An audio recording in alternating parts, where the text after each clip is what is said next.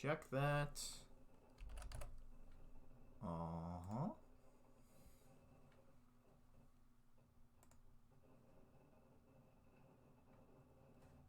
Should be seeing pictures of my sister's cats.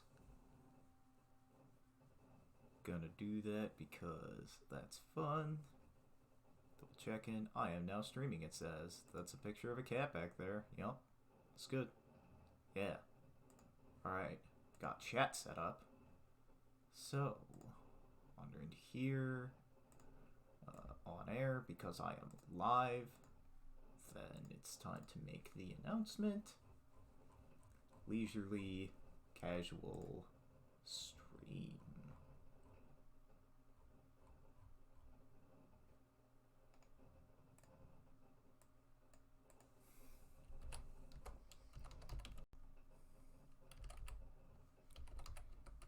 Continuing my PMW build with the great Zeorymer. Stream announcements. Cool. Alright. Let's flip off the cats, flip on the face cam. You can see all of my messy things on my desk. So let's bring this in just a little bit. Up a little bit. Yeah. There's an okay amount of lighting in the room there. Wish there were more on my desk, as it were, because things look a little bit blurry, but that may just be part and parcel for life. Alright, then I can actually turn on some of the other pictures I had around the side that made some of the other things fun. Yeah, there we go. Now the real fun starts here. Alright, so last time, got this far. We have the entire chest completed and the arms connected to it. We have the torso hip section. Hello, Witch.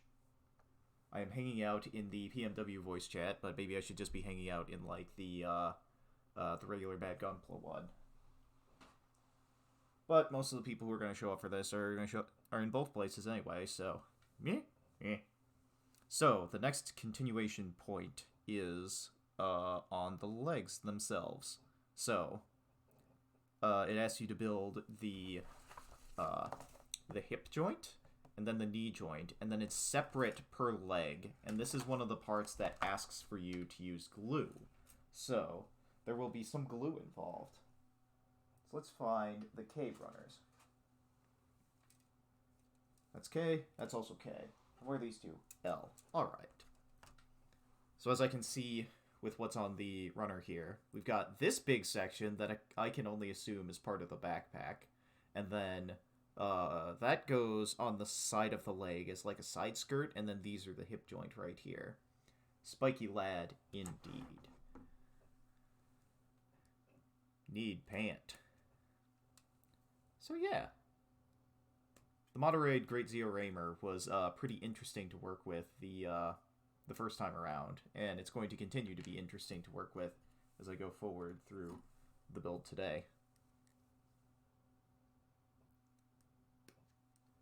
It's just a whack-ass mobile suit design.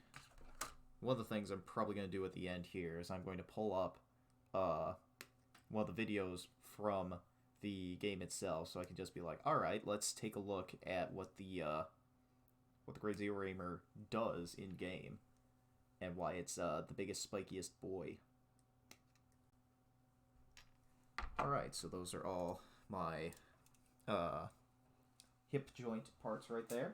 So now let's grab some of those knee joint parts.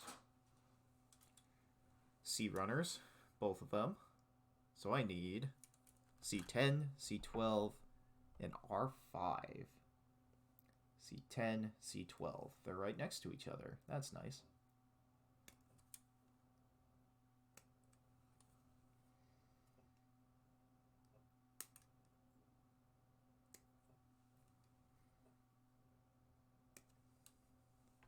Pop, pop, pop, pop, pop. Yeah. It's interesting to sort of see, like, one of the other things I'm wondering about is if they could take a lot of this mold and make a regular Zeorymer, but I'm looking at how these molds are laid out, and that's never happening. Oh boy, time to sneeze.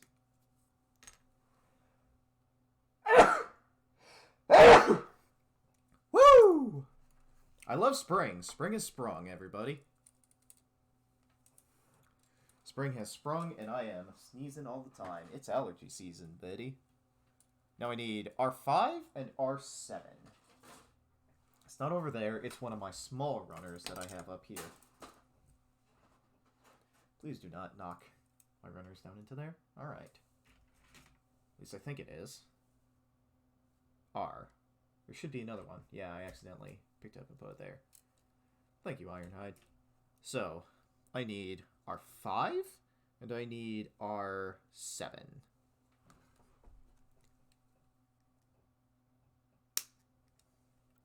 Very satisfying snap from all these pieces. And that's one of the things I'm, like, a little bit worried about for the future. All of the, like, in-between parts that would be the equivalent of polycaps are really stiff, and that can go either way, you know? It can be really bad or it can be kind of good, but earlier when I tried to put the hip section onto the body of the onto the chest, it really did not want to go, so I was a little bit worried about that. And yes, Ironhide, this is a continuation of the Plamo Weekender build experience. This is still the Moderoid Great Zeorymer. Which is, like, it's different for me, just because of, like, how different the kit is from base, you know, Gundam kits, right? The Great Zeorymer is made out of this, really hard plastic, where a lot of Bandai parts are made in more of that soft plastic kind of thing, so it can be a little bit harder to snip your parts to trim your nubs. Like, it's one of those things where I like softer plastic better than the harder plastic, because when it snaps off, you're left with these big nub marks on it, and I don't think I'll be coming back to paint this kit in the future. So I'm going to assemble it once, and I'm going to sort of clap my hands and say, yep, I did good. And it's going to be worth it, because this kit is, you know, I am the target audience of this kit. Which is also one of the other weird things, because I'm not usually... I'm about to say this, and considering my favorite Gundam is the Freedom, maybe it's incorrect, but I'm not usually a fan of big, spiky, design things, you know? Like, it just seems way too ostentatious, but I'm here for this because of, like, the unique circumstances that caused this model kit to exist, you know? Where, Zeorymer of the Heavens, the OVA that spawned that is the IP, came out. It wasn't great, and it made it into Super Robot Wars games. And for Super Robot Wars J, they wanted a reward for doing all of the stuff from the Zeorymer OVA, and so they created Great Zeorymer, the design, for the game, with its big chibi proportions. And then somebody sat down and said, I think we can sell a model kit of this. So Moderoid sat down and they made a model kit, and now they're selling it. So I don't know, like, there's a small overlap of people who have played Super Robot Wars J and people who have seen Hades Project Zeorymer, and I am the intersection of those two people. And I think I want to support the company doing other weird, like, one-off designs like this. So I didn't plop down some money on it, but money was plopped down on it to get me one of these kits. And so, here we are. We're building it. Then there are just two nubs on the hip joint up there. So, let's come around from the side. The silver grayish plastic here is is a lot easier to trim nubs on than the hard black plastic that forms all the joints and stuff. So that's nice. Trim off that last little bit of nub there. Come around here for this. Man, it's been a week since Plamo Weekender. My week has been really strange in the time since. Plamo Weekender feels like it's so much further away than it actually is, but like my time sense has been just absolutely fucked. So I'm not terribly surprised that's the case. Man, a week ago I was building this for like 50 to 100 people. That's crazy, yo. That's whack.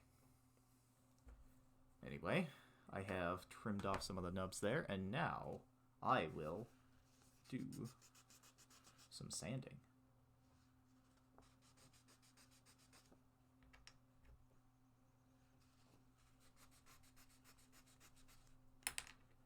Whoops.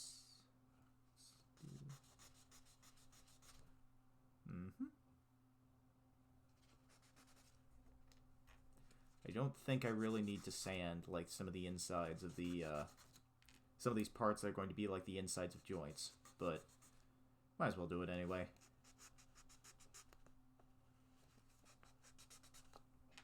Alright. To the rest of the knee parts.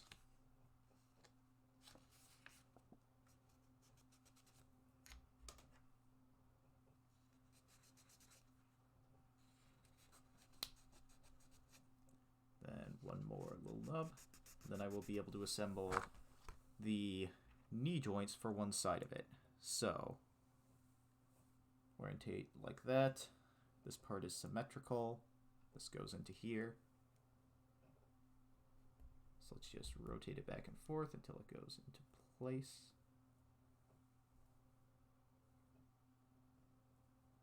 Yeah, that's in. Then this sandwiches over top. Yeah. Now I gotta... Yeah, it's not... Like, the joints are really stiff and strong. So you gotta work it just a little bit to make sure things will spin, you know? Then, let's see, which direction? The long side has to be to the inside of the part there. It only wants to move in one direction, so let me pull this out and try that again. Okay. I'm worried about this part as I try and plug it into the hip joint there, just spinning uncontrollably and getting itself, like, popped out of alignment in a bad way that I'll have to sit down and fix. And yeah, since the part is, like, so sort of stiff in place, it's hard to get it to like pop into the other side of it down here. It's hard to close this gap. Alright, but with enough pressure, anything's possible. That's one of the it's one of the seam lines that if you're going to be like making this kit right there, you're gonna see that pretty easy in the future. Suppose my lighting doesn't help, but as I rotate it, I can sort of see it in the light.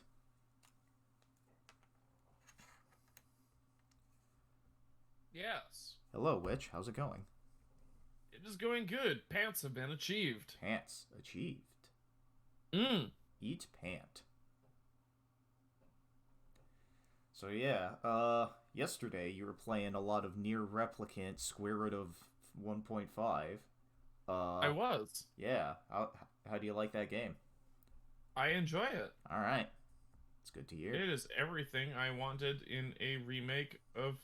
Sorry, it is everything I wanted in a version up of Near Replicant. I see that you also saw that interview. That's something that Yoko Taro has been saying since it was announced. It's not a remake or a remaster or anything. It's just a version up. Yeah, which is like I mean, It's that's an Yoko interesting Taro way to. style. I mean, it's a good way to put it, because Mm, the words remake and the words remaster have meaning to them, but for yeah. him to just sit here and say, yeah, we've learned a bit in the time since, so we're just going to sit down and we are going to actually make some changes here, but still keep like the fundamental game the same. Like, it's yeah, that's a smart way to sort of refer to that type of thing. Mm, Yeah, especially because but like yeah. I feel like a lot of remakes or remasters would benefit from being version ups as opposed to being just remake or remaster. Why, hello there, Yakuza. Yakuza. Yeah. They Mm. did it for the Kiwami games, and those games are pretty good. And then they did it Those for games are really good. yeah. Um Zero was an Three, entirely 4. new game just at the Yes. start of all that continuity.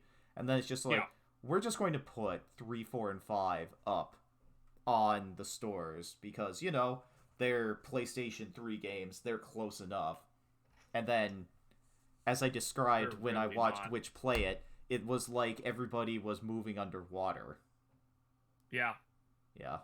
Going from Kiwami 2 to 3 remastered, it's hard. Yeah.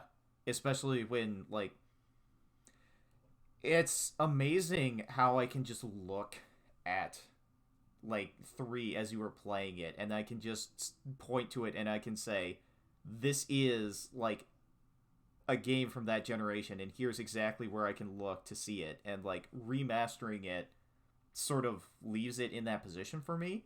And one of the other Yeah. problems I have with those sorts of games is that like they still end up uh what's the word I'm looking for? They still look old even when they get remastered.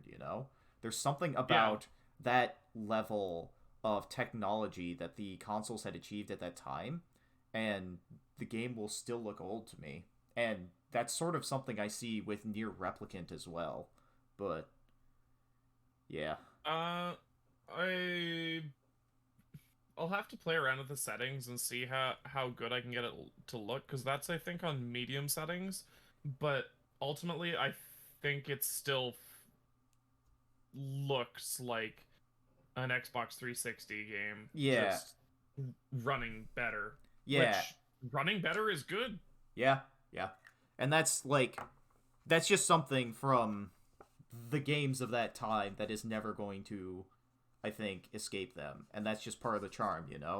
Like you sit Yeah. down for any of the games that are sort of older that get like remastered or remade, and you can still tell under the hood that they're still those old games and they come from that era. Like I recently played until I just fucking dropped romancing. I don't know if it's romancing.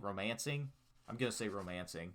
Who knows how they want you to pronounce that Hmm. pretentiously? Romancing Saga 3. And Right. that's a game that originally came out on the SNES. And even when I'm playing the remastered version where everything looks better, like when the effects in battle happen, I look at them and I'm like, oh yeah, I remember seeing that effect in Chrono Trigger. And it's just like, yes, this is a SNES game where it still mostly looks the same, and you can tell it's still like moving around and doing sprite stuff. But then on top of that, it's like it looks better. You'll just never be able to escape the fact that it was a SNES game at its inception, because this is like the best of the technology you could get out of it at the time. Yeah, the aesthetics and like design choices are still SNES era, even if it's running at 4K with 17 million times anti-aliasing and Yeah, bokeh and everything.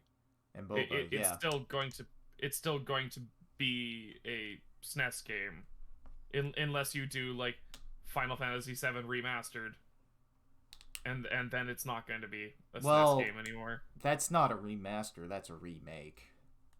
Oh yes, sorry, wrong words, bad words, which bad. It's difficult to talk about just because of like the complexities of video game development and technology. Yeah, Yeah, I haven't actually got a chance to play the remake of Final Fantasy VII, but from what I've seen, it looks very good. H2 and H4. There's G, there's H. So one of the things that I sort of... actually... I gotta put my runner box together so that nothing else like falls out of it as I pull things out of here. But one of the things I sort of noticed here is that I have my G runner and I have my H runner. And the G runner in my right hand is for parts that are going to be on the left leg, sorta. And these parts on the H runner are for parts that are going to be on the right leg. So that sort of helps you keep them separate. Yeah.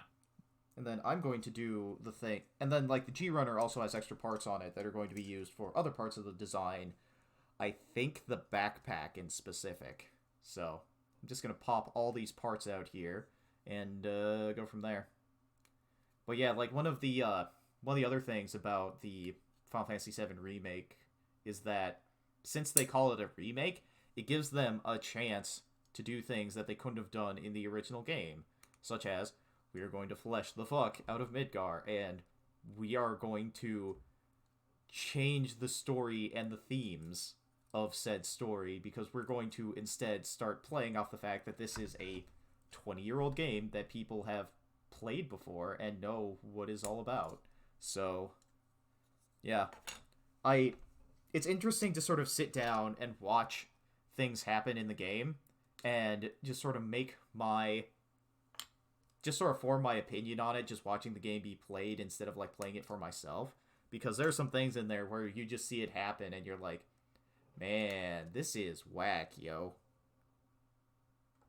I think the other thing that, like, doing this, like, changing story elements and stuff allows them to do is change things that, like, went over well in, like, whenever the hell it originally came out, but maybe not so much now. Like the infamous cross-dressing scene.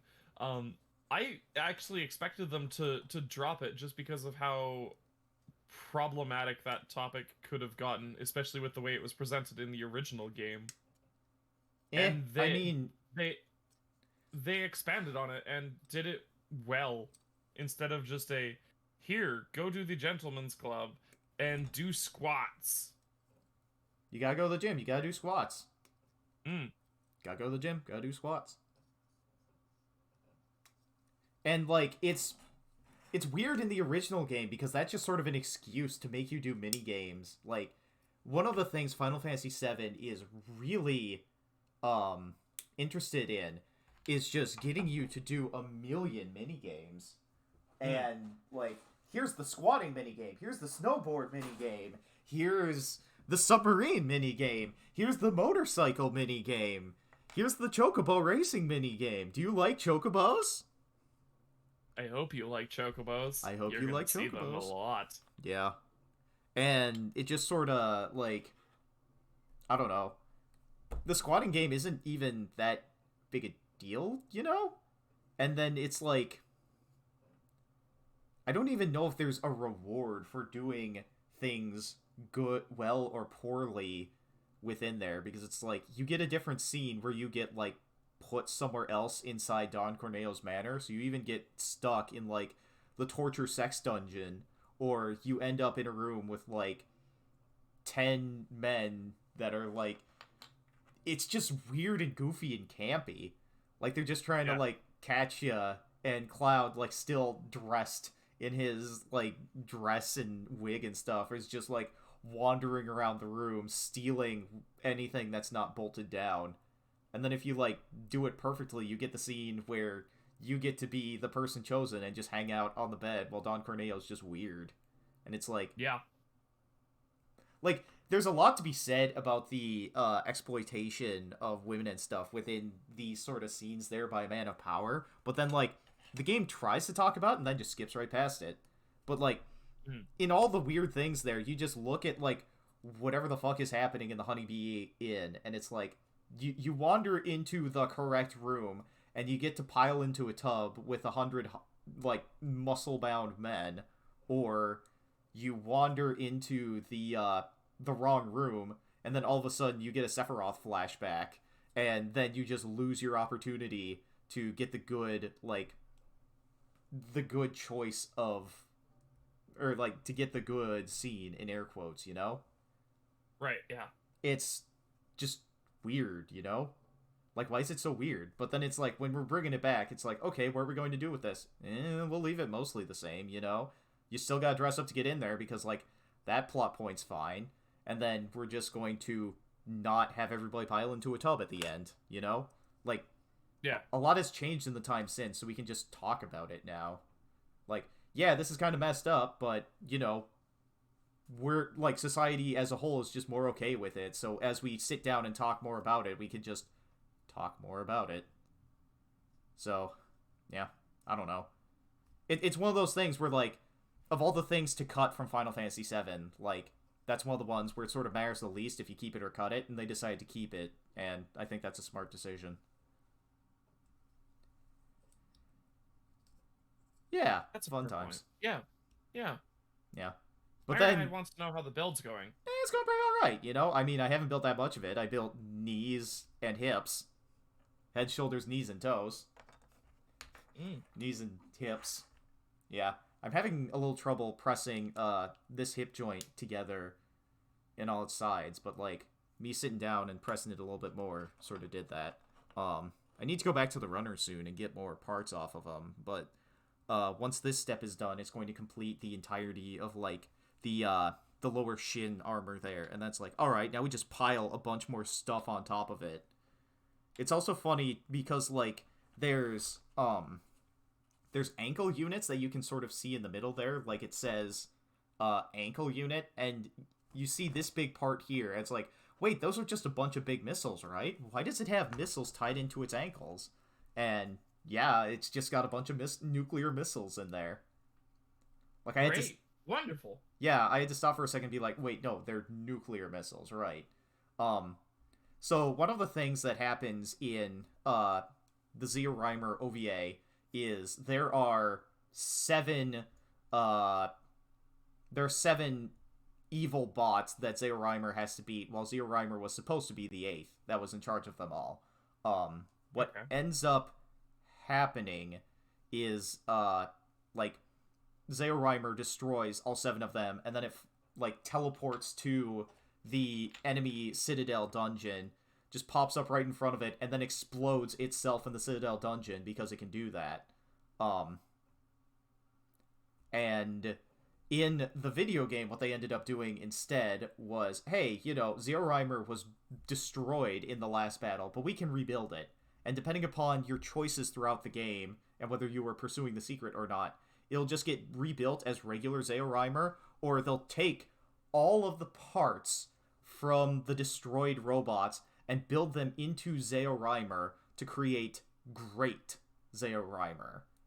And Great Zeorymer is, like, instead of all its regular attacks it had, they're all replaced with attacks from the bosses that you fought up to that point.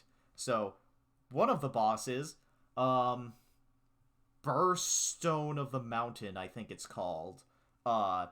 It has a bunch of nuclear missiles built into it, and, like, a bunch of heavy munitions. So, like, oh, what does this machine do? It nukes everything. So let's build that in. Yeah, they built it in. They built the nukes into the ankle unit. It's also interesting to just sit down and, like, look at some of the attacks and how they work, because it's a 4-episode OVA, right? Right. The first episode starts with Landstar of the Wind, where it's just got, like, this big whooshy wind attack, and you're like, wow, big wind, who cares? And then the second episode, well, like, the first episode is like, yeah, we're just gonna introduce our concept here. The second episode has, the twins, Brist of Water and Gallowin of Fire, and the two of them have to simultaneously attack together to do their big attack. And part of the problem with these sisters is sometimes you get sisters that just don't get along. So they're able to do their big team attack once, and then one of the sisters gets really pissy and is like, nah, sis, we're not going to do this, so I'm going to go out there and defeat Zeorymer by myself. And then Zeorymer just immediately turns around and completely owns her. And it's like, good job. but the way they integrate that into Great Zeorymer. So, like, you have an attack that requires 2 people to be able to do it. How do you think Great Zeorymer is able to pull off this attack?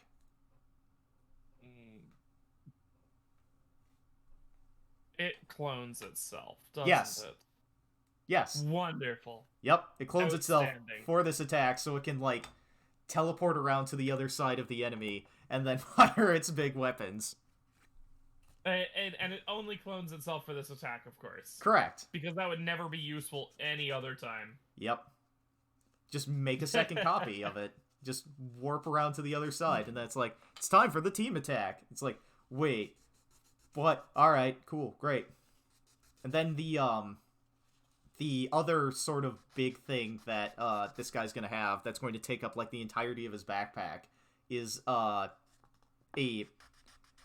one of the other like bigger there's sort of like a tier list of enemy mech and enemy mech strength, and like on them the next one it fights Rose C'est la Vie of the Moon, and yes, that is its full title. It's an absolute fucking mouthful, but it has these bits that control weather so that it can like it summons lightning to shoot itself with so it can repower itself up, and that's like a cool idea. And then you sit down and you're watching this and you're just like, this is absolutely wild. And then you get into this game where they're just like, oh, you know, what if you could just do that too? What if you just had the big So this is one of the parts in the manual where it recommends glue. And I don't think I need glue for this, because I've been able, with my fingers here, almost, I just gotta push this last piece of it together. It sounds like very satisfying snapping together. From what I can hear. Yeah. It clicks. It does end up clicking, but yeah, it's not clicking down in here, and I can't quite... Yeah. I needed to... there's a peg right under here that I'm pointing at. I needed to shorten this peg, I think, a little bit before pressing this in here. And that would have been better. So I wonder if I can... Because, like, there's not really a danger of this popping apart, which is what I thought the purpose of, you know, using glue was, right? Like, anything that has recommended using glue has been strong enough on its own. And you know what the other problem with this is? It's popped in really well on one side, but it's not popped in nearly so well on the other side. So I'm struggling to, like, get my part separator in here so I can, like, separate... There we go. So that we can separate the parts, per se. Alright. I think I'm going to shorten these pegs here. So what plastic is used? I don't know. It doesn't say. White plastic. Not in a language I can read. Because the entire manual is not in English. So I just have to do my best, you know? Okay. Then I popped this side out too soon. So I need to, like, pop that back in place so that I can... leverage this on the other side. Yeah, okay. We're nearly there. Come on. Use this as a bit of a shovel. Okay. Pegs are somehow not stressed from that, which I'm glad about. I mean, they just get cut off anyway. So I need to cut this one off a little bit shorter, and maybe this little tiny one in here a little bit shorter too. So, right about there. And right about... just shave a little bit off the top. Okay.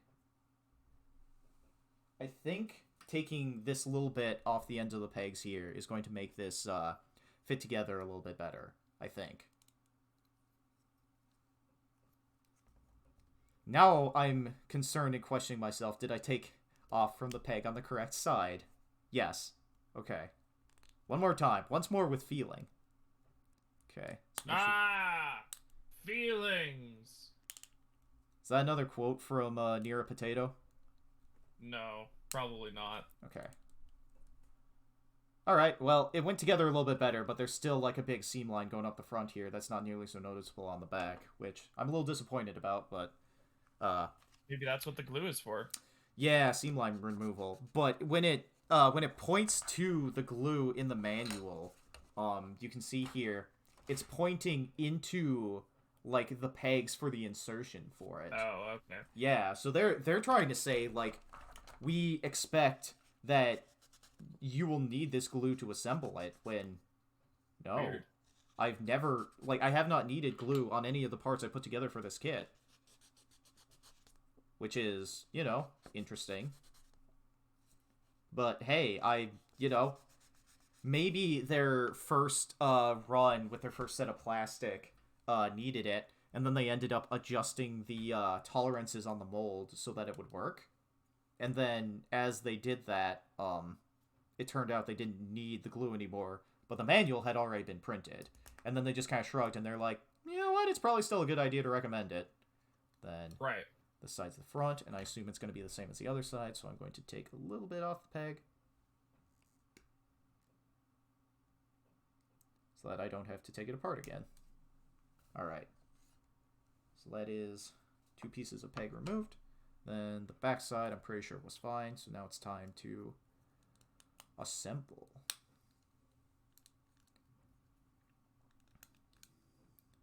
Okay.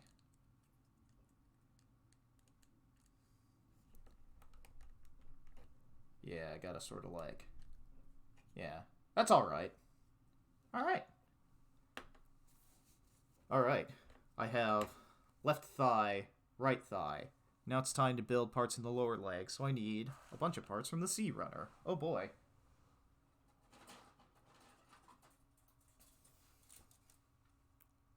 I only have one part left on my B runner. Maybe I should just pop that out and, toss the runner, Yeah, But- clear out some space. Yeah, but I am, That looks like a backpacky thing. yeah, I'm building as the engineer and as the manual Which says. engineer? Yeah, that engineer. Okay, the kit is Great Zeorymer, right? Yeah, this is Great Zeorymer by Motoroid. And the finished product is, pretty interesting, as you can see from, the production photos that they use for the manual and the advertising and stuff. And, I need to sit down in between these sessions and probably start, panel lining this guy. Because once he starts getting panel lined, he's going to be a whole lot cooler than he is at the moment. Yeah. Yeah. A lot of the details are just ending up getting blown out because it's white. Yeah, it's white, and the lighting is, it could be better. Mm. If I had, if my lighting were better, you'd be able to see it a lot better. But currently, I have, the light on behind me. My curtain is open for my window, and a bunch of lights coming in that way. I'm just trying to get as much light as I possibly can into this room. Right. And, I need an actual lighting solution here. But one of the other things that's happening in my life is, before the end of this year, I'm going to move again. So, that's going to be the point where I rebuild a setup to perfectly meet my needs, if you catch my drift. So, yeah. At that point, I'll start looking into this kind of thing. There are more parts I need to get, so I shouldn't be, trimming nubs out right now if I don't want to, have to put my tools down in the middle of it, but, such is life. Because, yeah, one of the other things that's a problem is, the moment I, start putting my hands in here, all of the shadows from the window start to come into play. And then there's shadows coming from behind me because my head's in the way. So yeah, I need a bunch of lights up here sort of behind my computer, I think, or just above me. It'd also be nice to be able to mount the camera above me instead of on an arm that lets me sort of move things back and forth like this, It needs to be just mounted fixed above me. Right. But yeah, I didn't get my slot in PMW because I'm a good model builder. I have good production values. It's because I can show up, I can have a fun time, have a good conversation, and then, it's the production values are good enough. Yeah, my benchmark is I was not the person at the event with the worst production values. So, I don't think anyone really had awful production values. No. So. But I just wasn't the worst. like I at least knew to keep the parts in front of the camera as I was you know, building. I feel attacked. You didn't stream. No, I didn't, because keeping the parts in front of the camera is something that I struggle with. Yeah, it's not easy. You have to like No. sit down and practice it. But Yeah, I'm very used to building close to my chest because that's close to my face, so I can see what I'm doing. right? It's very different having to like hold your arms out to where the camera is. Yeah, and I've I've definitely talked to Jason about this, and he talks about how strange it is because, like, what he ends up doing is anytime he's building now, he holds his parts that far out in front of him because that's just what he's been conditioned to do now. Like, Right. him doing this whole streaming thing has completely changed his life for how he interfaces with this hobby. And on one hand, it's good because, you know, it brings in extra money so he can keep doing said hobby. But on the other hand, it's bad because it's completely redefined how he interfaces with this hobby. Ironhide says the plastic is made out of polystyrene and ABS. Polystyrene is probably like these white things here, and the ABS is probably the black plastic, right? This ABS is harder than polystyrene, right?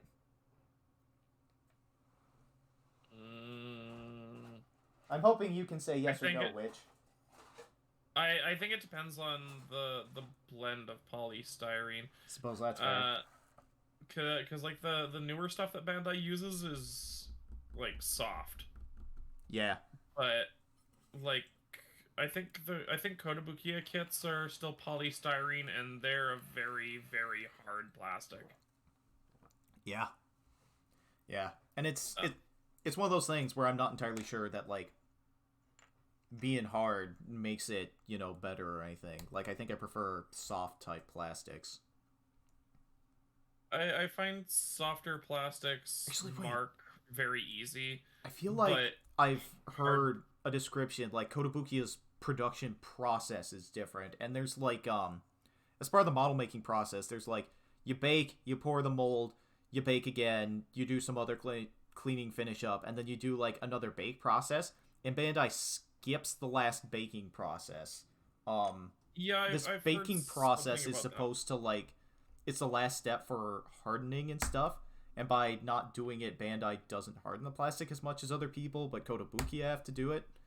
I mean, I suppose, well, Bandai also owns their means of production, as it were, so they can do whatever they want with their plastic. Meanwhile, other production companies such as Motoroid here, who make the great Zeorymer, or Kotobukiya, have to buy time on, like, injection mold presses and stuff. And so they, you know, they just gotta take what they can get, where that might be a standard for, like, some other type of plastic that needs to get used, you know? Yeah. I know one thing that I've heard relating to that is that final cure that Bandai skips is part of the reason why Bandai plastic is particularly susceptible to enamel thinners, because that's not really a thing that I've noticed for other plastics, but I think it allows them to get much finer tolerances, like it doesn't warp as much in the final cure, so you can get like 1, 2, 3, just 4, 5, 6. Okay. normal fitting joints that Bandai does so well. Yep. And then as long as you you know, use paint that won't cause problems, things will look good. But the problem is, like, people like enamel paints are like one of the recommended paints because they like generally don't have some of the more hardcore chemicals that fuck up your lungs and stuff, right? Generally speaking? Enamels are still organic molecule based, and I definitely wouldn't be airbrushing them Without a mask, yeah. But yeah, but it's not as bad as lacquers, sure. Yeah. And they have they have very useful properties, especially if you're just panel lining. Like they cure they cure slowly. It's easy to wipe up mistakes, and you can reactivate them with more thinner to come back and clean up. Ironhide, we're talking about enamel right now. I'm just trying to figure out. Okay, I think this is right. I'm just trying to figure out where this. No, that's not correct. How is this supposed to work? I'm a little confused about what's going on here, so I'm just taking my time to figure it out. Oh, this is... I see. It's not supposed to be part of the knee joint. It's supposed to be part of the effect. It's this black piece that pushes through to the other side of the part here. I don't have this lined up properly, but, yep, there it goes. Push it in. Yeah, so this this part separation here, this is actual part separation. We're on some other parts on the kit, like, this might be pre-painted. Like, if you look at the shoulder in here, on the front and the back side, this black, this is pre-painted on. Meanwhile, yeah, I saw that on the like wing binders sections or whatever they are for the backpack. There was the blue painted on. Yeah, and then the black is painted on the face here. The red is stickers. This yellow part is actual part separation. This black part on the other part of the on like the chesticle here, this is a sticker instead of part separation. That's a sticker. Like, some of this could be painted in easily, and this is one of those things on like on a built-up model kit, this wouldn't be a problem to paint, but this is part separated for some reason. And, you know, I'll take any part separation that they're willing to give me.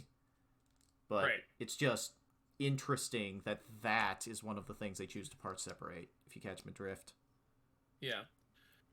So Ironhide, about acrylic paints. The solvent for acrylic paints is generally going to be non-toxic. It's generally going to be water.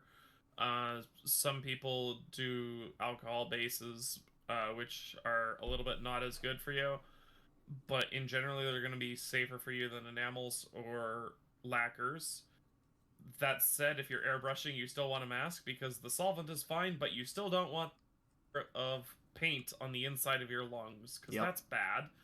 In terms of usability, acrylics are generally fast drying, and they do properly cure. So once they're cured, you don't get to reactivate those with solvent. You can strip them, but you can't just reactivate them to move pigment around.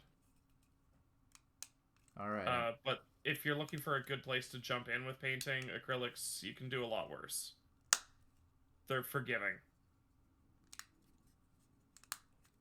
If that answers your question. I don't know how well you could hear... the clicks. That was what I was about to bring up, yeah. Yeah, there's going to be a seam line, like, through the entire backside here, through a couple panel lines, but those won't be hard. Like, if you're looking to make this kit, like, the best it can possibly be, you can just run your plastic cement over the top of that, and then you can just, like, rescribe in the panel lines, because they just go straight across there, and you can fix that up pretty easy. The thing that's really weird to me is this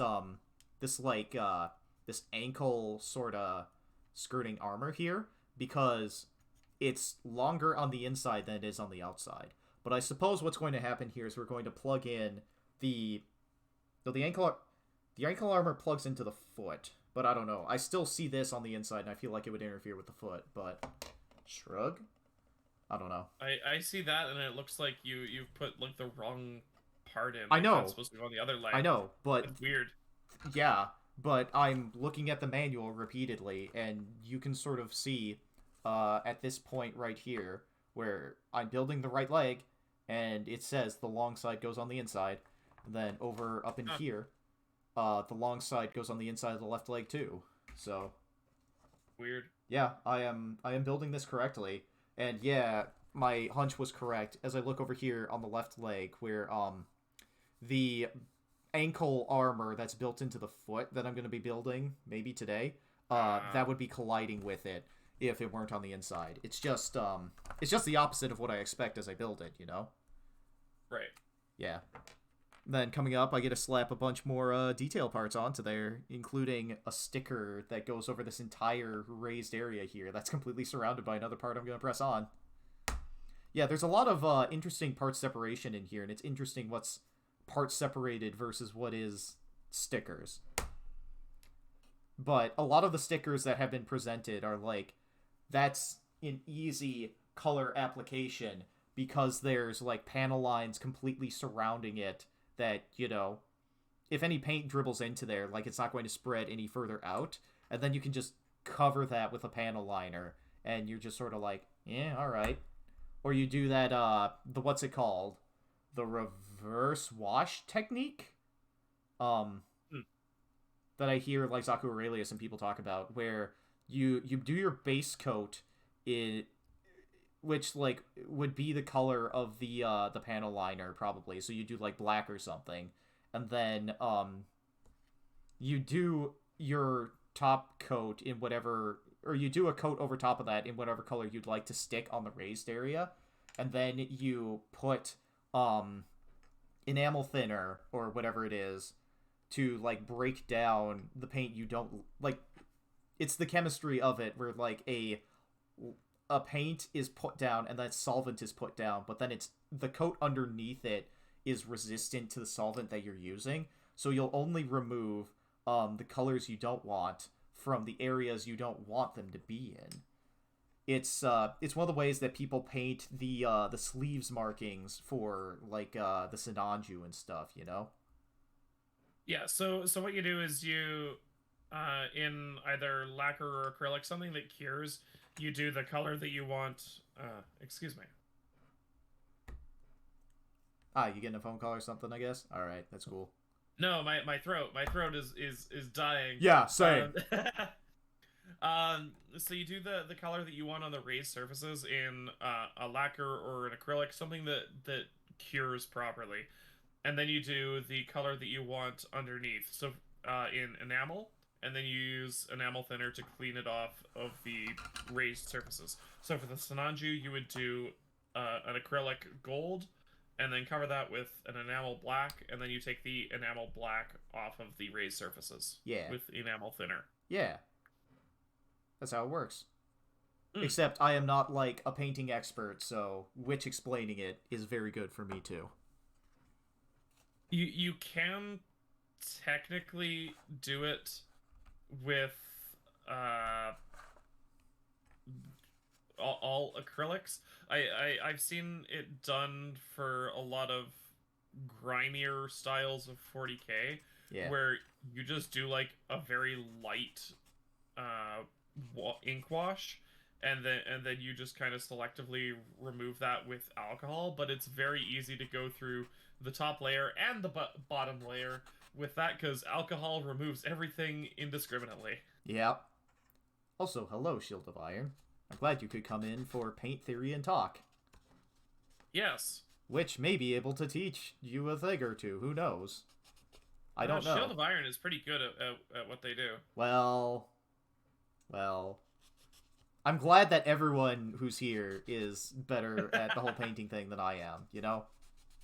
I mean, it's a practice thing. It's an exposure thing. Yeah, I have...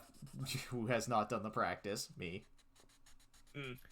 Which is one of the things that's going to change this year, or at least that was one of my New Year's resolutions for the year. It's one of the things that I'm very excited to see Jason picking up that 40K box. The 40K kits, yeah. It's like, it's not something I would have expected him to do, but it's out of his wheelhouse. It gets him learning how painting works, especially on miniatures, because the style is very different compared to Gunpla. Gunpla, you can get away with like flat base coats, and the size is sufficient that the natural highlighting and shading just from lighting is enough to carry it. Miniatures, it's really not. You have to work to put in those highlights and shades. Yeah. It's really an entirely different MO for painting. Completely different experience, yeah. Yeah. See, that's starting to go there, but something's not quite in alignment. Wonder if it's this big, sort of. Okay, yeah, it's that wasn't quite lined up. Something's lining up at the top, something's not quite lining up on the back.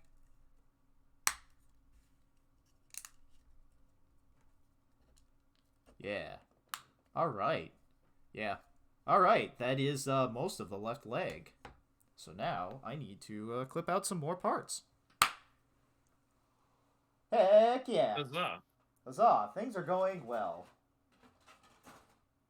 I just need to find them in there. Yeah, and now we can get another look at the the massive painted parts that are going to show up later in the backpack. These things are it's really cool to see that. Okay. Yeah. Yeah. But yeah, like I was saying earlier, like this is one of my New Year's resolutions for the year is I have a I bought a Zazabeaver Ka from somebody that was looking to sell it, and you know, it's sitting in my backlog right here. And this year I am going to finally get myself situated where I can pull out that fucking airbrush and I'm going to paint a Zazabeaver Ka.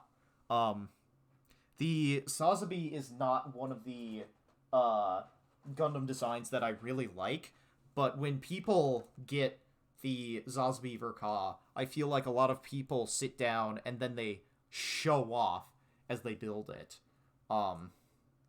It's one of those kits that's really easy to show off with because it's so good, like, as a base kit, and there's so much room for you to just run wild and do cool things with.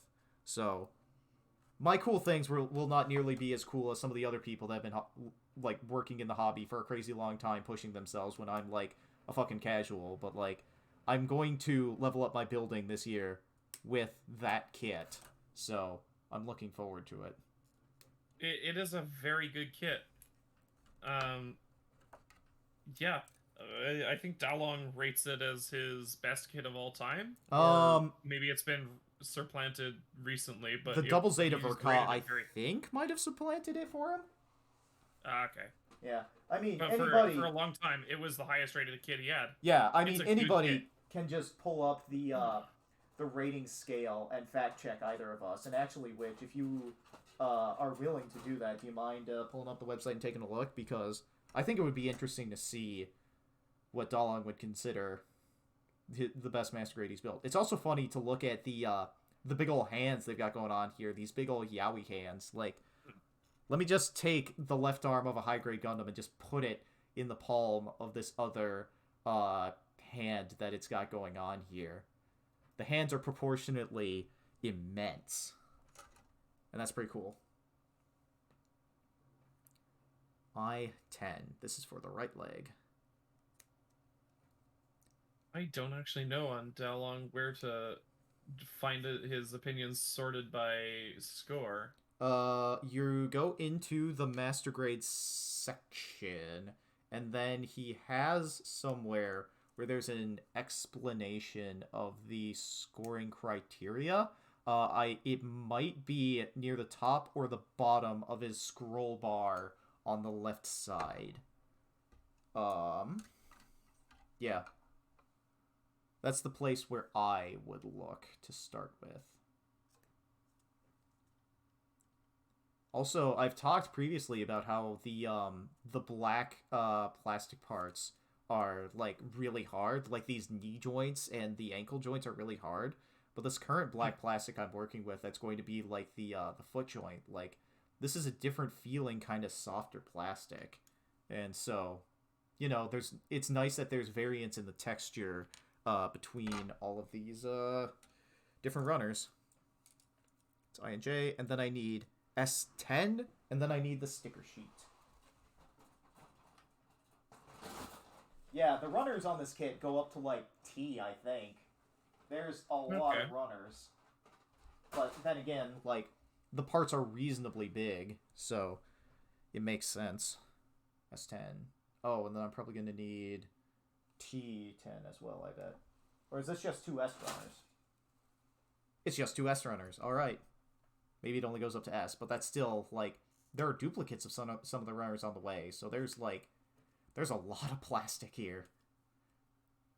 but then again, you look at the runner layout, and there's a lot of like empty space around any of the parts. So like, yeah, volumetrically, there's a lot of runners, but they're giving it a lot of breathing room and space. So a lot of the cost of this kit just goes into like, it goes into purchasing the IP to be able to make this kit, and then it also goes into like the giving you so much space around every single part so it has room to breathe.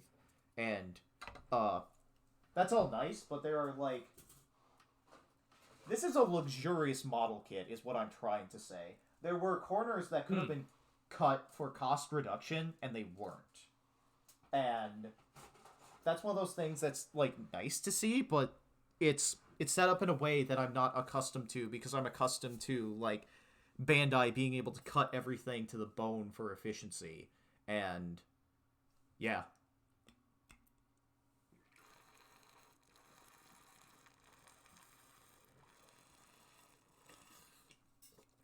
Drink water. Sweet. Huh?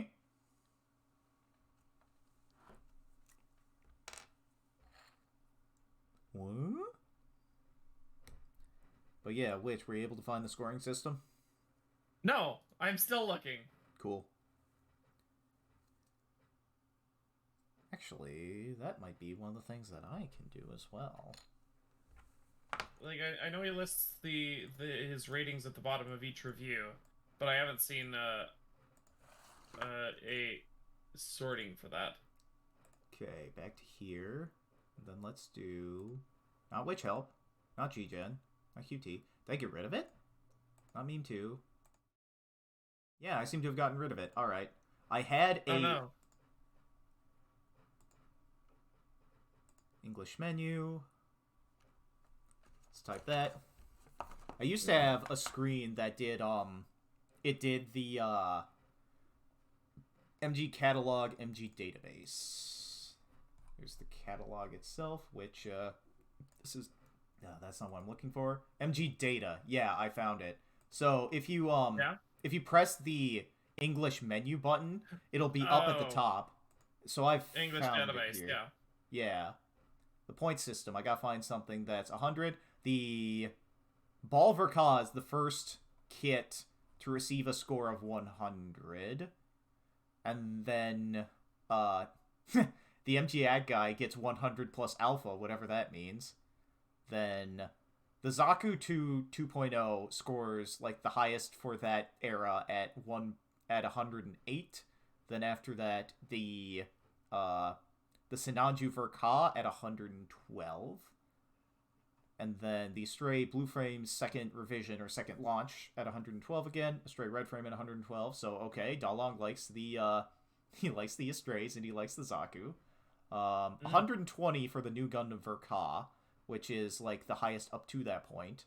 122 for the Zazabi Verka, which was, the highest up to that point that I see here. Really likes the Strays, because here's the Stray Blue Frame D at 116. Gundam The Origin at 120. Gundam Dynamis at 122, so that's another one of the ones he liked the most.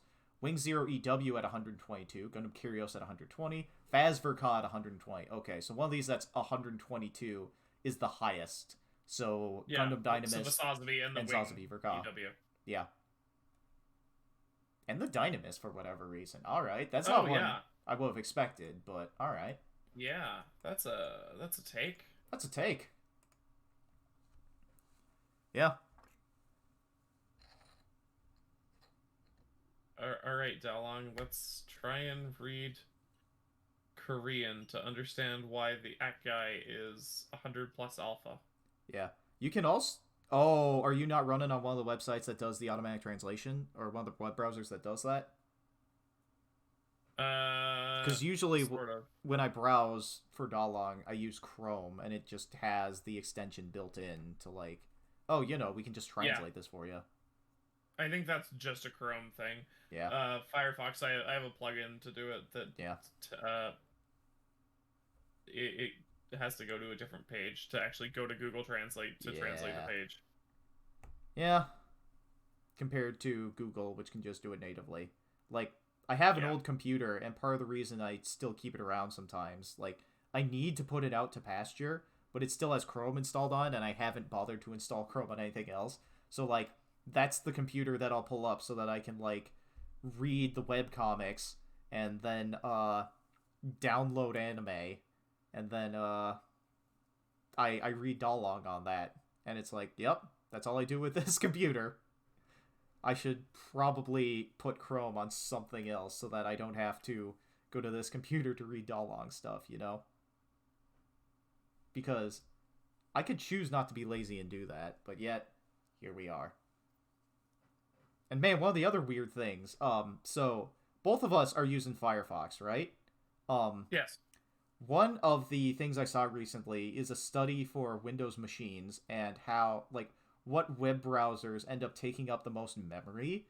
We all make fun of Google Chrome for eating a lot of memory, but Google Chrome eats, like, they tested Edge, which is the new replacement for Internet Explorer. They tested Google Chrome and they tested Firefox, and, like, Edge was the thing that took the least memory to run, and then Chrome was, like, the second, and then Firefox was the thing that took the most computer memory somehow. And I'm like, huh, we always make fun of Google for doing that. What happened to Firefox to make it do that? So, like... It's been getting a lot more bloat added in throughout the years. Yeah. So, like, one of the fucked up things I'm thinking about is switching to Edge, you know?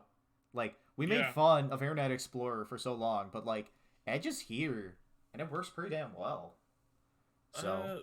the one thing that I'd be concerned about is, does it have all the plugins that I want to use? Yeah, and that's the other thing. I haven't actually used Edge. I'm just so used to Firefox. It's a lot closer to, you know, Firefox or Chrome than Internet Explorer was, you know? So, like, it's gotten closer, but I don't think it's, like, all the way there. But yeah, it comes down to, can you find an extension for this? Yeah, Edge is based on Chromium, so it should feel pretty familiar. Yeah. What is, like, what sort of add-ons are you looking for that you think would help? Mostly ad blockers and... Yeah, of course there's an ad block for it. Yeah. I've got a few script things for some of the web games that I play. Ah. And I have the LastPass extension browser thingy because password manager. Okay. Jason's his recommended one, yeah. Yes, Jason did not recommend LastPass, but that is what I have. Yeah, password manager still good. Yeah, that's not to say Jason recommended against LastPass. It's just that's not the one that he recommended. Yep. But it's the one that I have. It's the one that you have.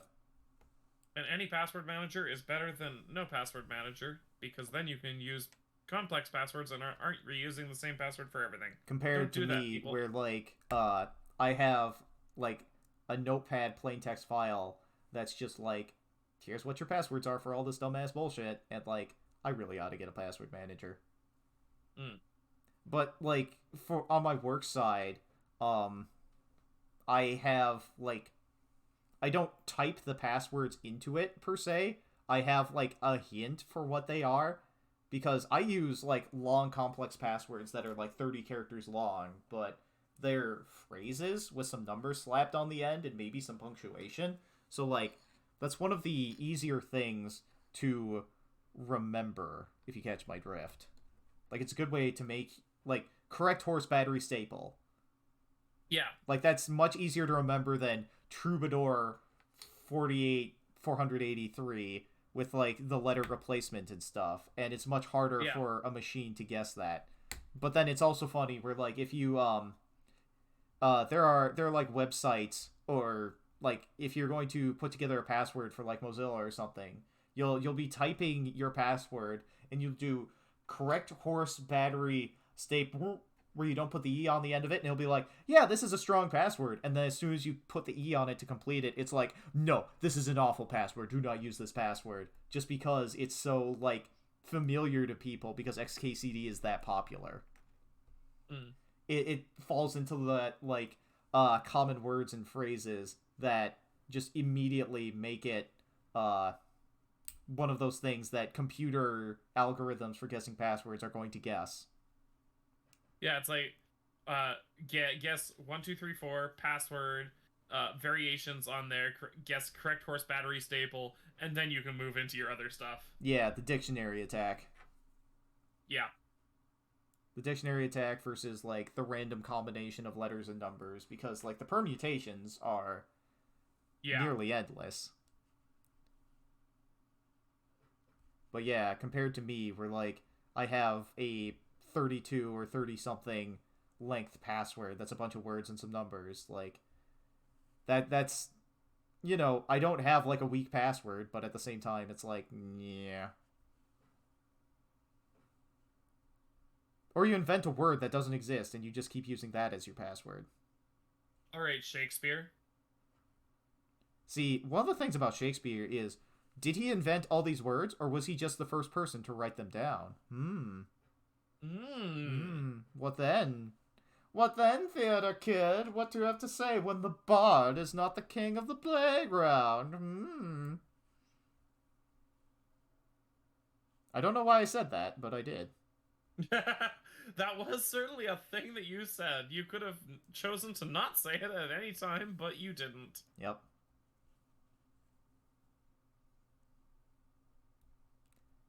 Yeah, because Shakespeare was colloquially known as the Bard, so here's his dumbass nickname, and me sort of like being a pretentious fop or whatever.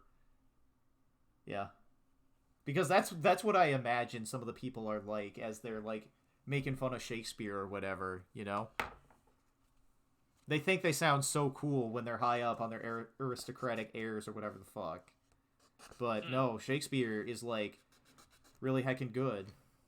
Everybody like Shakespeare's one of those things like where you can sit down and you can try to read it, but it doesn't sound that good.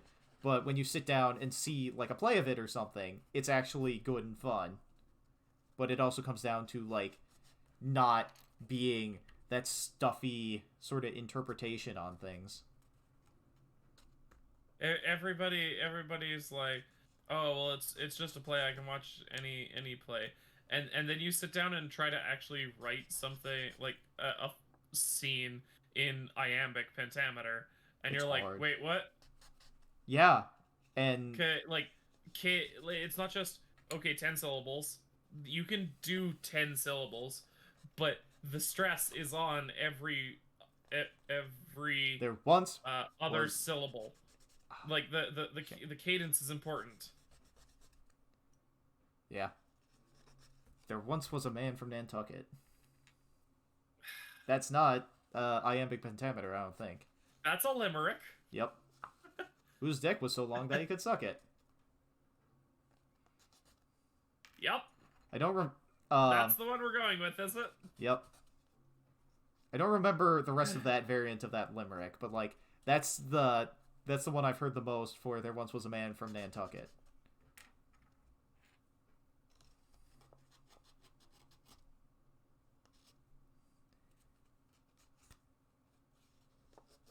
If I could put my dick in my ear, I'd fuck it. I remember the punchline, but I don't remember any of the other things. There's a good reason that this is not an all-ages stream. Sometimes you just gotta talk about... You could have said anything else right there. You could have chosen to say anything else at all, and you chose to say that. Look, that's just the limerick I've heard every time I went to parties in college. They ended with singing and limericks and stuff, and there once was a man from Nantucket whose dick was so long he couldn't suck it. Like, that's how that limerick starts. That's the only way that limerick goes. What other ways could that limerick possibly go, Witch? Tell me about the man from Nantucket.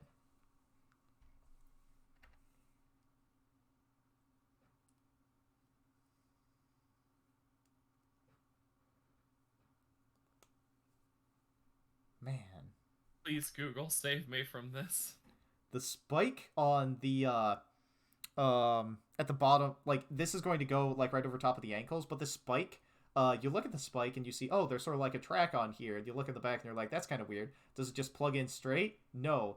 You have to plug it in like from the top here, and slide it down into position. That's Oh, interesting. like a keyhole thing. Sure, just like a keyhole sweater, yeah.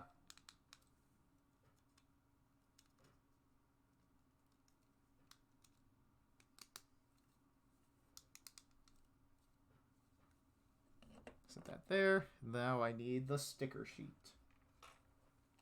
This side gets number 12, the other side gets 13. Okay, I have found the earliest published version of this limerick. There once was a man from Nantucket who kept all his cash in a bucket, but his daughter named Nan ran away with a man, and as for the bucket, Nantucket. It's good. It's really good.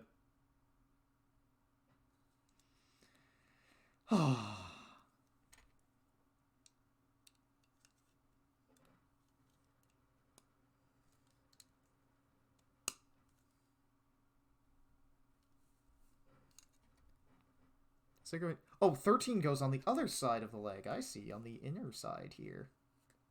Yeah, one of the other things that's like key to the Zeorymer style is like the glowing bits that protrude from everywhere. Because it has, I'm sorry I'm not getting this nearly on camera enough because I have to have it somewhere where I can see it in the light so I can line this thing up and not cause problems. Right. And then, like, I gotta smooth it out in the proper way so there's not wrinkles, but I've already failed at that. And there's, like, a crease right in the center, which, oops. Oh, well.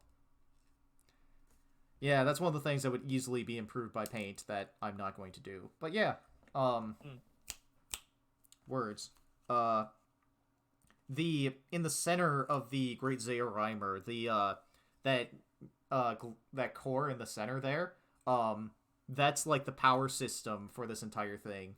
And it's got something inside it called the Dimension Coupler System, which allows Great Zeorymer to teleport, to, as mentioned earlier, clone itself, and is also the big energy source that lets it create the biggest explosion known to man. Ah, the Tsar Bomba. Even bigger. Ah, 2 Tsar Bombas! Like, in Super Robot Wars J, there are a couple of, like, the super big attacks, and some of them are big enough that, like, the camera zooms out to, like, planet scale so that you can see the explosion on the surface of the planet from space. Oh, okay. It's got a gender reveal party in its chest. Yeah. God, I had to ask Punished about, like, how much money that dude up in, like, New Hampshire, wherever the fuck, spent when he blew up, like, an entire fucking quarry for it. And, like... Yeah, like 80 pounds of tannerite. Yeah, like, that's hundreds of dollars, my dude. He gave me a price estimate of, like, oh, you know, that's, like, $17 for 2 pounds. And then you sit there and you do the math, and that's $680 that he spent to get himself in the news for Big Boom. Like, hot damn, my dude. You went ham.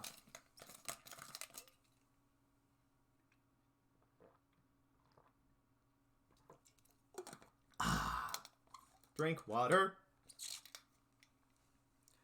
Dropped frames, 58. I've only dropped 2 seconds over the entire course of my stream so far. That's pretty good. Now it's time to build the ankle units and then the feet.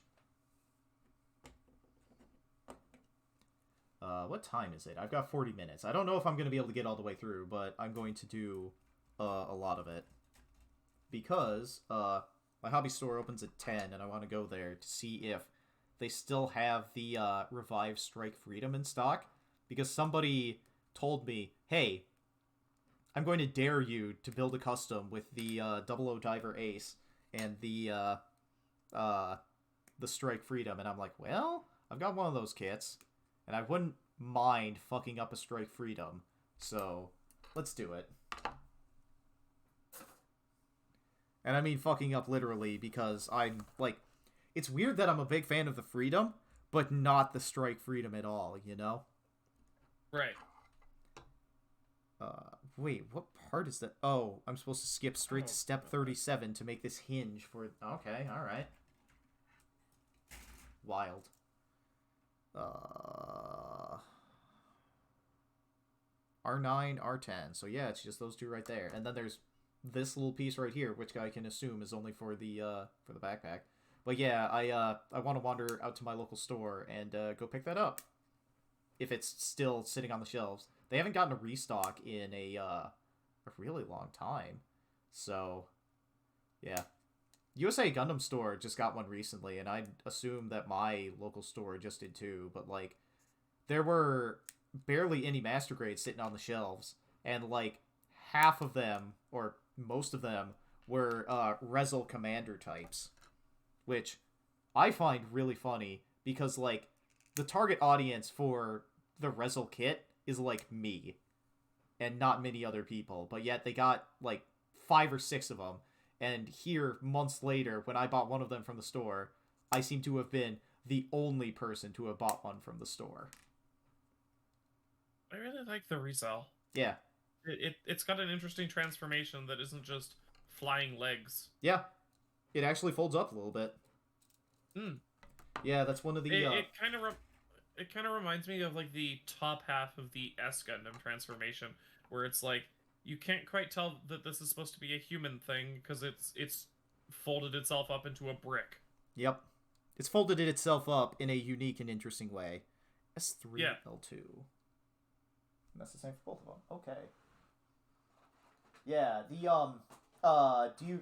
the Rezel takes its transformation ideas from I'm going to call it a grunt suit in Zeta Gundam called the Methis. And okay. The Methis is another one of those transformable experiments that Anaheim put together where it just sort of like rolls up. And when you look at the Methis, it's really interesting because it's like it's missing a lot of body so that it can do its transformation. Like they this figured is the out yellow one that was developed the gun cannon detector, right? Did it turn into the gun cannon detector? I think so. Huh. That's whack, yo. But the Methis, like, it gets piloted by, like, the shit pilots of the, protagonist squad. Like, Fa Yuri, where, like, she's one of the worst pilots that the AU has, but she just gets to hang out, A, because she's the babysitter for the obligate children, and B, because, like, she helps stabilize Camille, so she gets to hang out for those two things alone. Yes, it was developed into the gun cannon detector. Wild. Absolutely wild. But yeah, like, you just get a look at its waist there, where it's mostly pistons, and you get a look at its legs, where it goes into, like, its thighs are incredibly tiny, and then you look at its, like, the lower leg it goes into, and it's really big in comparison. You're like, oh, they made this, like, they shaped everything this way so it can entirely fold up and not, like, collide with itself as it's doing that. This makes a lot of sense. Right. And then the Rezel is like, okay, we made that design. Let's make it a little more normal looking. And then boom, the Rezel appeared. Yeah, that simple, that quickly. Boom, Rezel. Yeah. Yeah. It's good to see it come back like that, you know, because I look at the Methis and I'm like, yeah, this thing's alright, but then as soon as they, like, gruntify it, make it more standard grunt looking, I'm like, yes! It's very much a design that I'm all about. Oh, yeah. And yet I don't have any kits of it. Yeah. The HG is alright. I'm not, like, super impressed with the Master Grade, but I'm not super impressed with Master Grades in general. So, like, take that with a grain of salt. I'm generally not too into high grades. Like, I like the extra detailing that Master Grade brings you. Yeah. I sort of like the more standard assembly, and I don't get, like, I don't get that much out of building the master grade inner frame and stuff, you know? Right. Everything ends up being a lot more stiff just because of, like, it needs to be because there's so much extra weight in play. And I'm not adjusted to the stiffness of the kits, and I feel like I'm pushing something wrong until it suddenly starts moving, and I'm like, all right, well, I guess that was it. So, I, yeah. Yeah. I clearly don't build enough of them, but I don't build enough of them because I don't like building them, so, yeah. Yeah. I don't think I can offer any fair assessment on any master grade that I built. Except Actually, for the no, Suzabi Verka, which is objectively the best kit of all time. which I have not built yet. Tied with the Dynamis and Wing Zero, whatever it is. Wing Zero Verka. The new one. Yep. Yeah, the Verka. Yep. I think the best kit on balance that I've built is probably the Sinanju Stein. Yeah, the Sinanju Stein Verka, not the Ver NT, but the Verka. Like, that thing just sort of, like, works well together and looks good. And then, like, what other master grades have I built anyway? I just described the Rezel. Hawk. Yeah, the Lunamaria Hawk Gunner Zaku Warrior. I built the F91 2.0, I built the Impulse, and I built the Jagan. Yeah. I really like the Jagged, even though, like, that's one of the things that I feel like a lot of the really hardcore master grade builders don't like nearly so much. But that might be because of, you know, the specific person who complained about it a lot at the time before they just yeeted themselves out of the community. That very well could be. Yeah, that was Nova Lav, whatever. It's very. I know Rad loves the master grade Jagan. Yeah. Which is why he has like 11 of them. Yep. I can't imagine building. Like, I haven't built one, but I've seen it, and it doesn't really look like something that appeals to me. Yeah. But, like, even without that, I can't imagine building 11 of the same kit. Yeah. I mean, I've gotten up there with, like, 5 or 6 altos, which are, like, 30-minute missions kits, but, like, right. 2 of those were speed ran. Spoiler alert, I cannot complete them in 30 minutes.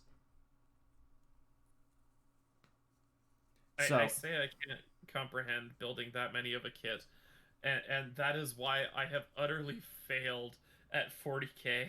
Yeah, because you have, here's one of my interceptors, here's another of my interceptors, here's another interceptor. I spend way too long customizing them to make them all individual. As opposed to, here are my grunt suits, here is my front line that will be turned to ash the first time a flamethrower is put at them, but I need them to hold this territory. I mean, I play Marines, so they're not going to be dying like orcs or something. They're dead hard, but it's still like a squad is 10 guys as opposed to 100. It's been a long time since I've actually got an entire squad assembled. Yeah. I mostly just do one-offs these days because, like, I've given up on ever playing the game. So yeah. It's like, might as well just make it look pretty. Yeah. Well, part of that also is, like, how many people in your area, you know, play 40k? Nobody that I know. I could travel to Calgary, which is hours. I don't know, like hour and a half, 2-hour drive. Yeah. To go to a Games Workshop store to play. Yeah. But, you know, then you have to drive hours. And I have to pack up my army into something that I can travel with. Yeah. Because I have to do that to go to someone else's house as well, but yeah. Yeah. And then, like, there's the risk of damage during travel, and then you have to unpack everything properly, and then part of the other problem is, since you don't play the game, you may not be super familiar with the rules, and some guy who's, like, doing the current meta stuff might be able to just rip your army apart, and then you're out for like the rest of the day just because you got fucking owned. And then what do you Oh do? yeah, meta stuff. It does not interest me. 40K is best done as a beer and pretzels game. Yeah, but then And there's nothing will ever stop me from bringing as many Thunderfire cannons as I can because they are adorable little artillery pieces that I can still remember when they came out. I was like, I need to have those. and then you had those. And I had them. Then you had them. Yeah, and that's like, that's the proper way to build anything. Except when, you have to play to the grognard rules games, but at the same time, like, meh. If it doesn't make you happy, why are you doing it? Yeah. The good old Reggie Fils-Aimé. Before he went to the dark side of pizza, I don't know. No, he started in pizza, and then he went to Nintendo for a while, and then he ended up on GameStop's board of directors, like, right as the speculation thing hit. And, like, from what I remember of that, GameStop was able to, like, sell enough of its stock that they made a good amount of money, like, reinvesting it into the company during that time. Right. Wait, was I supposed to play? Nope. I did this too soon. But yeah, this is like the first part where it just sort of like it goes into place and then like it's easy to sort of remove. So I can understand why you do glue on this piece in particular. But otherwise, yeah. Right. Okay. Alright, we got the leg on the inside. I like of this a lot adorable little. Yeah, I am not hanging out in the voice to text, but I certainly could. Gotta face it this way. I was just gonna put it in the Plamo Weekender general chat. Oh yeah, I mean that is able to figure it out. Yeah. We are here. We are here. We are doing things. This is an adorable little artillery piece. Totes adorbs. So I don't know what it does in the current game because they changed a whole bunch of things. Oh, they changed a lot of the rules or something? Oh yeah, they changed a lot of the rules around. They got rid of blast templates, which are the big thing that I got this thing for, because it's like, anywhere 60 inches away on the board, I can just put 4 pie plate templates on and hit everything underneath them. Yeah. So, let's ooh, that was an interesting snap. So let's take a look here. We've got this sort of armor thing here, and then oh, come on, pop out. Pop. No. Flip open and you can see all the missiles inside. In the painted pictures, they painted all the tips of the warheads red. So, at some point I might do that too. Right. But yeah. That's one side of the ankle armor. Drink water. So that's the kind of thing that I would expect to see on like a kneecap. Ankle is an interesting take. Yeah. In the original machine that has it, I don't know if you've seen any of Double Zeta, but there's a mobile suit in it called the Zissa, ZSSA, where, like, its legs open up because it's got big, bulky legs, and there's just a shitload of missiles hidden inside its legs. And, like, that's what Burstone of the Mountain is. Actually, I need to go take a piss, too. But for some reason, they ended up in the ankle armor instead.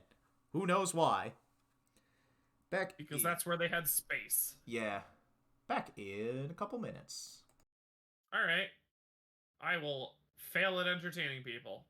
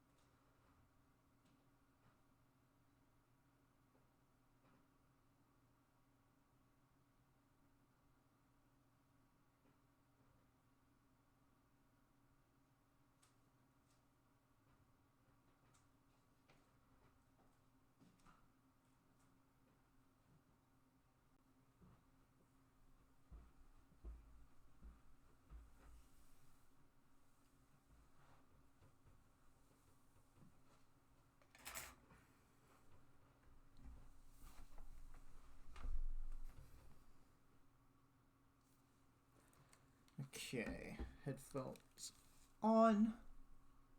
On. Oh, I thought I muted myself there. Rip. Well, that's fine. Good thing I didn't have anything to say.